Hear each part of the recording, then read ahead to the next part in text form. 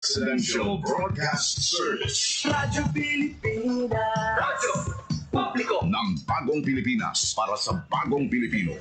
Naghahatid ng mahahalagang balita at impormasyon na guugnay ng pamahalaan sa sambayanan. Tulay sa himpapawi ng serbisyo publiko. Radyo Pilipinas. Radyo Publiko. Ang boses ng Pangulo sa Iloilo. Radyo Pilipinas. 585 AM. Oras sa Radyo Pilipinas, alas 8:33 sa aga.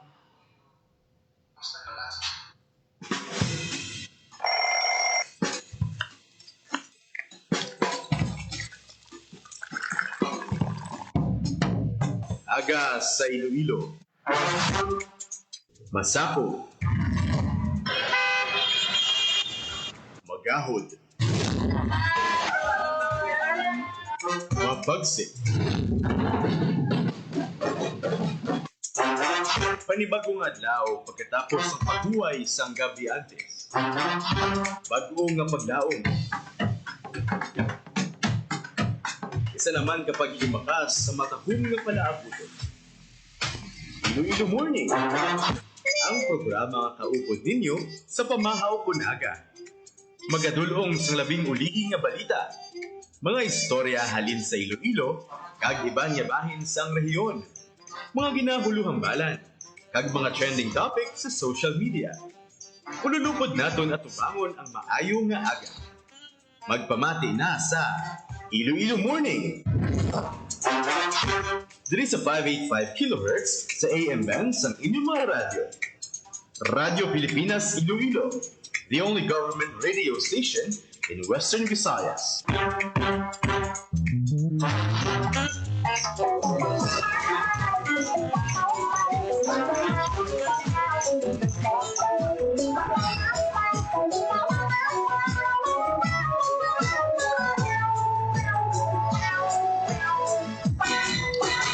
Ayong aga Pilipinas, good morning Western Visayas. Welcome sa Iloilo Morning Program sa buong adlaw sa Miyerkules, November 12, 2025. It's fine weather kita diri sa may syudad sa Iloilo. Aga pa kay na masanaaw ng atong nakalangitan ka nagpakita gid si Haring Adlaw. Balik sa klase ang aton nga mga estudyante karon nga adlaw matapos ang suspension sang face-to-face classes alin sang Lunes subto Martes Sa imo ka kayo. kundi traffic naman ang aton nga mga mayor nga dalanon kasunod sa pagbalik na sa normal sa aton siniya nga mga transaksyon subong nga adlaw. Kabay pa nga magsigi-sige na nino ang aton siniya nga maayo nga tiyempo subong nga simana para ang mga backlog man nga mga ulubrahon especially sa aton sini nga mga estudyante kag sang mga manunudlo naton nga naapektuhan kasunod sa suspension sang klase ila mapadayon. Entering na kita sa tunga-tunga sang bulan sang November daw sang San-O lang to nagpiesta minatay. Pero subong ari na kita sa mid-week sang o na mid-month sa bulan sang Nobyembre. Kag basta Nobyembre na ganina hindi ka mo matingala sa inyo paglagaw-lagaw sa pila ka mga establishmento sa mga mall naton diri sa may syudad sang Iloilo. Kung inyo mabatian ang mga Christmas Christmas songs kag ang mga dekorasyon subong makita na gid naton obvious ka tama kung kamo nagapadulong sa syudad sang Iloilo. Makita nyo damo mga mga Christmas decorations sa aton nga mga plaza. Kung hindi kita gani magsala karon sa hapon may opening of lights dira sa may distrito sang Lapas. Pangabuhita. Ang aton subong nga Diversion Road makitaan mo da ang damo-damo nga mga lanterns from Ungka Pavia to stoplight diri sa may UP. Ako niya to. Para early pa na dagi pamutang ang mga parol para nga mangin dekorasyon no sa aton siniyang pag-celebrar sang Christmas. Sa imo pang lakat mata. Mayo lang kay wala bla nagkalatak-tak tapos ang bagyong Tino kag bagyong Uwan medyo do naglululiswi lang sa gamay kay tibas ko giman ang hangin pero wala man sila nga nagkalaubos gid sang kalataktak abi no kung din pamulot sa karsada wala so bot silingon nga daw nagpulo pag-on ining pag-ubra sa mga lanterns kung hindi ta magsala ubra ini sang aton nga mga kauturan nga mga inmates sang Bureau of Jail Management and Penology.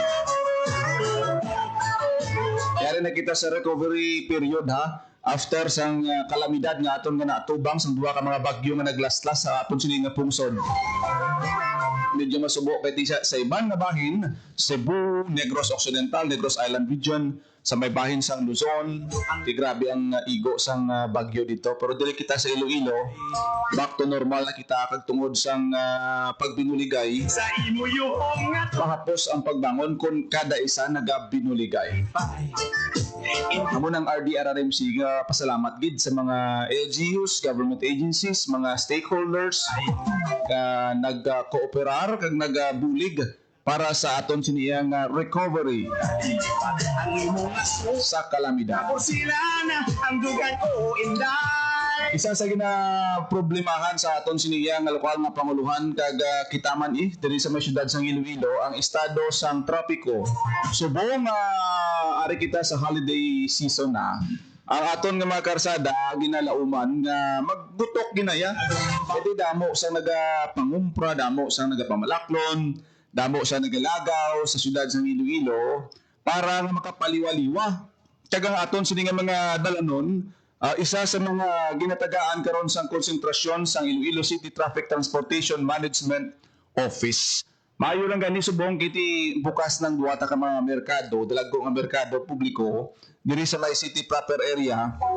Ginatungod naton Iloilo Central Market kag Iloilo Terminal Market. May mga proposal sa ang aton sini nga ICT TMO kag nga aton sini nga mga traffic consultants ng Iloilo City Government sa kung paano ma-improve ang mga makabig choke points areas sa Iloilo City nga na-identify nga amo ni nga mga lugar ang daw nagakinahanglan sang scientific approach para nga mapahagan-hagan ang traffic dira. Kung pwede pa lang tani more nga maunat naton ang dalan bala, mas stretch ta kon tani nga daw guma pwede gid. O galing kay tiyang realidad sina iya, nagadamo ang salakyan, ang aton yang karsada wala niya galapad.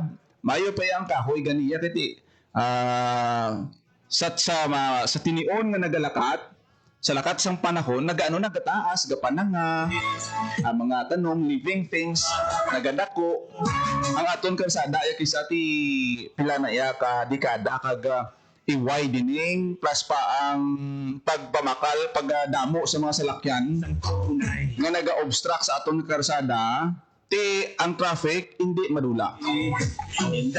Ano bala ang mga intervention nga luyag ipatuman sa aton sini nga ICT TMO sa problema naton sa trapiko. Speaking of traffic, hindi lang sa holiday season, kundi from January to December.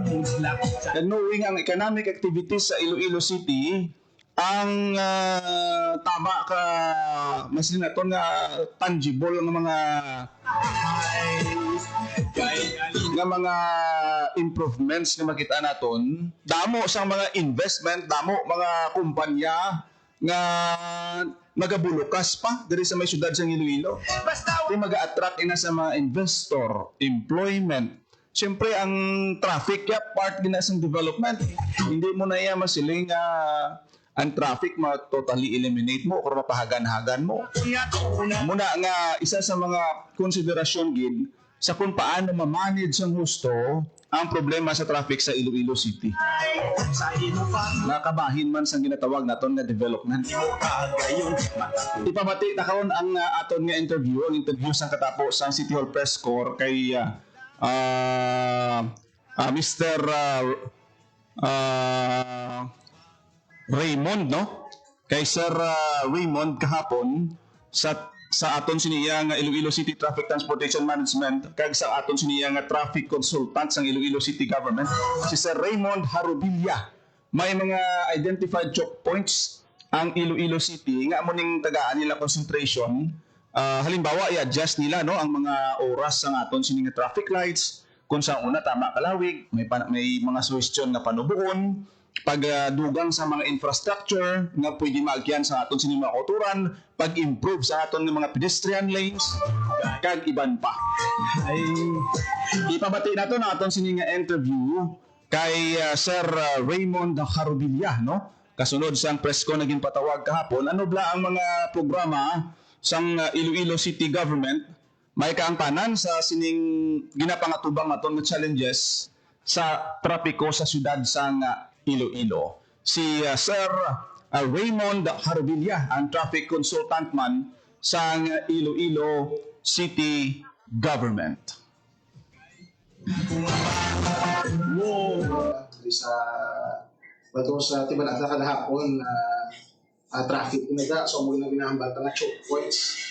So isa na sa ang siguro ang pagpusilon na nagdodobang is mga areas na nilipanda na bigya gamay nga adjustment para mag-improve. So ano na siya nga tumugin Ano po ulit sa volume sa salakyan? isa na volume sa salakyan, ang access ng mga businesses sa dalan, ang kung nagbukat ng pasahero, ang circulation sa salakyan. So, base pa lang kung malagtang natin, may nakita mga i-route siguro o kung may mga iban kita ng mga movement, hindi na pwede ka left turn din, hindi na pwede ka U-turn. So, mga gamay na adjustments, pero dako ang huli. Para sila, hindi na pwede ka pa ng pasahero din, kita malapit sa junction, hindi na pwede ka pa sa may tinda, kaya gapupulong ka man sa hulat sa trapiko. So, mga muna nga nagdamay ni detalye, kung dako na ang impact niya sa atong trapiko. Magkabati ka, sir, what understand ang isang choke point, sir, kay understand sa imo explanation sa buong sir is ang ihimoon i-address ang choke. May listahan kasi 16 ka nag-program, sir. From 30 to 30. Ang mga 16 yan, actually, ang existing na ito, ng mga traffic signals na ito, na-cross na ang atong traffic signals sa may postal C1. So, basically lang, tabanda adjustment, basically lang tayo improvement.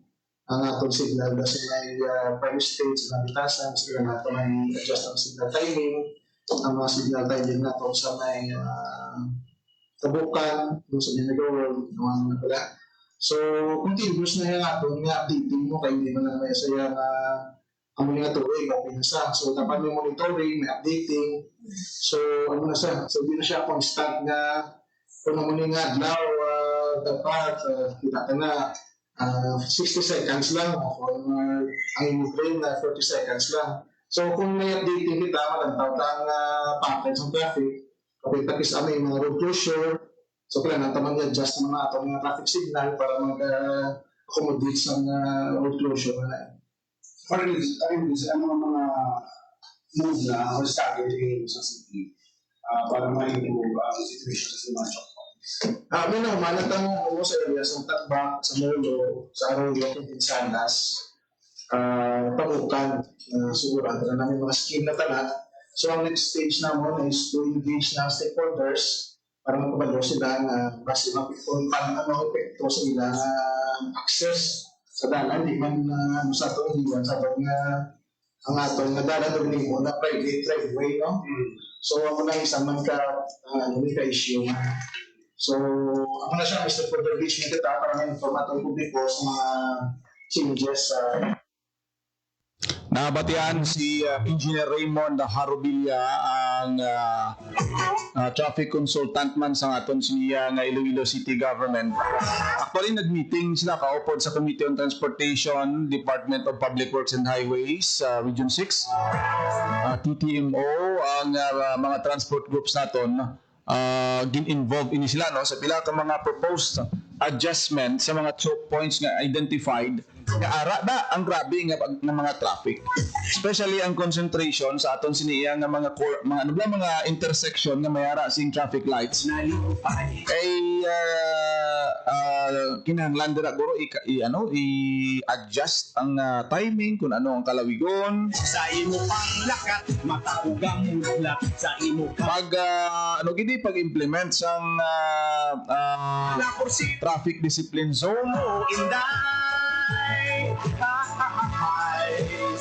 concentration sa aton siniya nga mga karsada sa mga malapit sa bulutuan sa mga merkado publiko naton.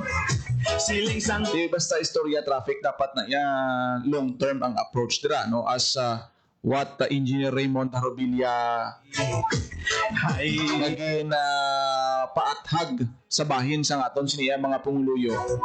Dire ka lang istasapan. Ining pagpatuman sa mga adjustments sa mga traffic choke points naton. Amo na nga ginpamangkot naton kahapon kay Sir Raymond. Sir, ano gid ang mga kabangdanan? Anong mga rason nga daw video damo gid sang challenges aton siniyang problema sa trapiko aside sa kadamuon sang salakyan?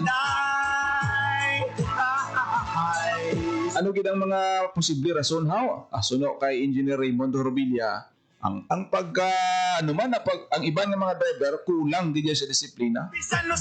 Especially ang aton pila ka mga public utility vehicle bla mga jeep naton, taxi, may ara gid nga mga pasaway nga mga drivers ka hasta subong tungod sa kakulang sa disiplina tidako gid ang epekto sa sistema sa aton siniya nga trapiko diri sa may syudad sang Iloilo. Involvement sa mga barangay kiti halimbawa ang mga illegal parking ani ari niya sa jurisdiction sa mga barangay usually mo ang pagsaway sa mga illegal parking. Hindi niya masarangan sa mga traffic aids ta kulang na sila katama kung kalaparon ang basihan naton sa syudad sa Iloilo.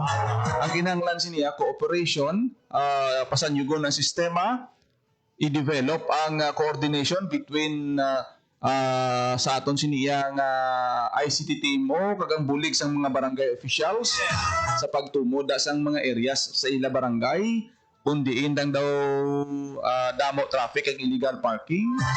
Kag of course ang mga design sa mga building kay sa subong kung magpatukod ka building, magpatukod ka mall sa mga dalagko nga korporasyon, may ginapaidalom ina sa review nga dapat ang imo nga area may ara gid sang parking area nga gina-allocate sa imo siniya nga mga potential customer. Isa gid na sa mga consideration kag maayo gid ina nga example, isabi ka ehemplo sini ining aton sini nga mga merkado publiko nga sining karon lang kung dito magsala last October 30 ginbuksan Iloilo Central Market and Iloilo Terminal Market.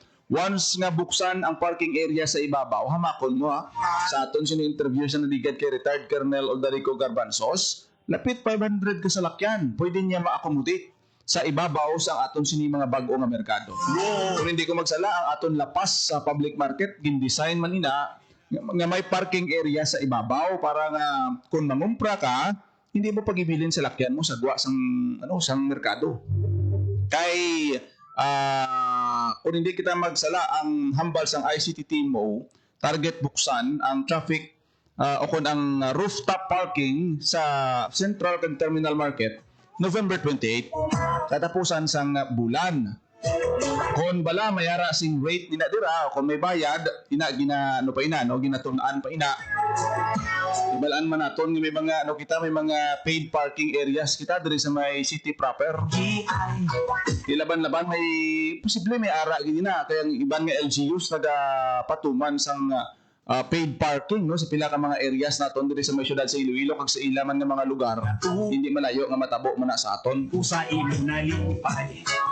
Pero maski pa paano mag 500 cars ma-accommodate sa ibabaw ti motsilingon bisan gra talang basihan sa palibot sang merkado kay nakabisita kita sa merkado publiko sang Terminal Market ug Central Market. Ang imo nga supat malapor sila. Kit-an mo kahapon ang paghawan sang Dalan Rizal kay ang half lane sang Rizal Street ginsirado ina sa nagdingad para matagaan sang space ang aton sining mga vendors sa ila sini temporaryo nga mga kiosko. Pero last week dito magsala mga 2 weeks ago sang ginpaidalom sa clearing operation ang ina nga mga kiosko kag subong ginawasak na ina ginademolish na ina kay ginahakot na ina ang mga materyales nga gingamit sa pag-install sa sini mga kiosko sa guwa sa aton sini iya gin-renovate nga mga merkado publiko. Kaya mo nakahawan subong makita nyo ina sa Iloilo Terminal Market.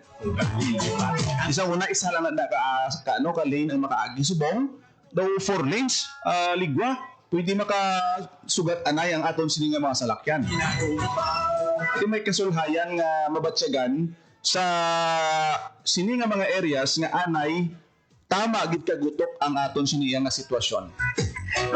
Kaya ba pa ma-replicate ini no, sa iban pa nga mga areas naton. Once nga mahawanan ini, hindi na ginadaya pwesto ang mga pila ka mga vendors sa kilid sa dalan kay bawal na kag hugton sa aton siniyang Iloilo City Government sa aton sini Traffic Transportation Management Office ang pagpanakop sang mga illegal parking sa gwa sang aton sini nga mga merkado publiko. Kaya dugay-dugay mahawanan na kag mahakot ang mga basura sa bahin sang Central Market sa may atubang sang Maria Clara no gid nga estatwa maski pa paano ang congestion sang salakyan sa atubang sang UI mapahagan-hagan kay maligwa sa aton sini nga mga motorista makaliko kadiri sa may dalan start Enjoy Billion sang dugay muna nga mga area sa palibot sang super sa una ma-utilize na sang aton siniya nga mga motorista. Tugnan ko sa imo nalipay. Hindi mapungga. Muna basta going December kita expect din sang heavy traffic. Sabay pa mangin consistent ang aton sini nga traffic consultant ang ina nga mga naistoryahan nga mga solusyon para nga mapahagan-hagan ang mga problema naton sa trapiko sa mga identified choke points o kung mga areas nga heavy traffic gid ang ginabatyag sa aton sini nga mga motorista, especially nga approaching kita sa holiday season o kung sa bulan sang Disyembre. Oras sa Radyo Pilipinas alas 8:55 sa aga sa pagpangalagad sa programa Iloilo Morning. Ang iban pa nga mga balita bantayan na lang sa iban pa nga programa sa Radyo Pilipinas Iloilo. Siling man sang Muna gid lamang inyo alagad ang inyong tagbalita Junel Baclay. Mayong aga Pilipinas. God bless Iloilo. tanan kami malipay. Ito ang Presidential Broadcast Service. Radyo Pilipinas. Radyo Publiko ng Bagong Pilipinas para sa Bagong Pilipino. Naghahatid ng mahahalagang balita at impormasyon na guugnay ng pamahalaan sa sambayanan. Tulay sa himpapawi ng serbisyo publiko. Radyo Pilipinas. Radyo Publiko. Ang boses ng Pangulo sa Iloilo. Radyo Pilipinas. 585 AM.